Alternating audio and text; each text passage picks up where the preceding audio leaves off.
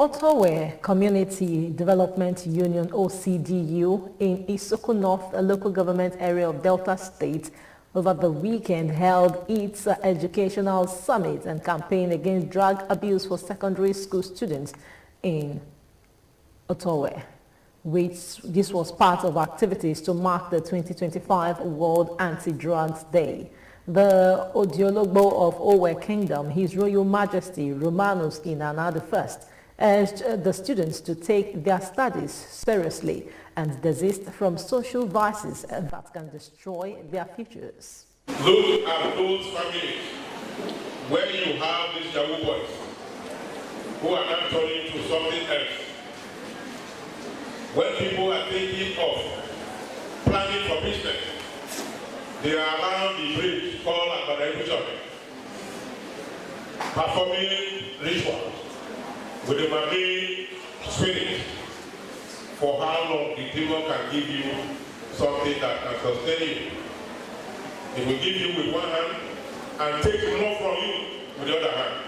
Is that what we are praying for? No. Let us be wise, embrace Christianity.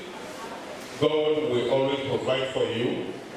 And any parent that will encourage their children to be. Former State Commissioner for Education, Professor Patrick Moboari, who was the keynote speaker, said in a speech titled Education as Scam that higher institutions are only focused on the theoretical, which has prevented most graduates from excelling after graduation. Also, in his welcome address, the President General of Otor-Owhe Community, Engineer Wilfred Atunu, said, as an oil-rich community, much needs to be done in education, the youths, and the area for brighter futures. The Nigerian education system remains overwhelmingly theoretical, with minimal emphasis on practical application, soft skills, or digital literacy. Graduates, when leaving school with limited exposure to relevant world challenges, making it difficult for them to adapt in professional environments. Despite any impressive grades, second class, first class, and so on, many struggle basic communication, teamwork, problem solving, and technological proficiency. This inadequacy is further exacerbated by a curriculum that has remained largely unchanged for decades, rendering obsolete in the face of rapid economic. As an oil-bearing community, we are impressed that the requisite manpower needed by the OIC can be gotten from us whenever required, simply because our young generation already have a mindset that the education is a scam. Our media is daily with reports of young boys and girls running naked on camera after taking drugs and eventually ending up in rehabilitation centers.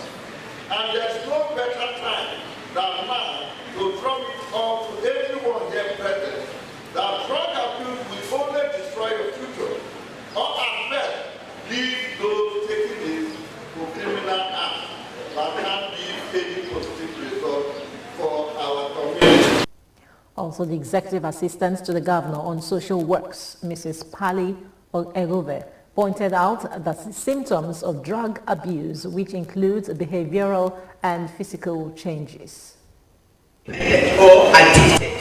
Now we're going to look at these symptoms, the physical symptoms, the change in we're going to look at psychological symptoms, changes in performance. So first of all, let's take physical signs. What are the signs? Those physical signs that you see. For you to say this person must be abusing one or two of those drugs. The eyes, bloodshot eyes. Anyone addicted to heroin usually has constricted pupils, also known as mouses.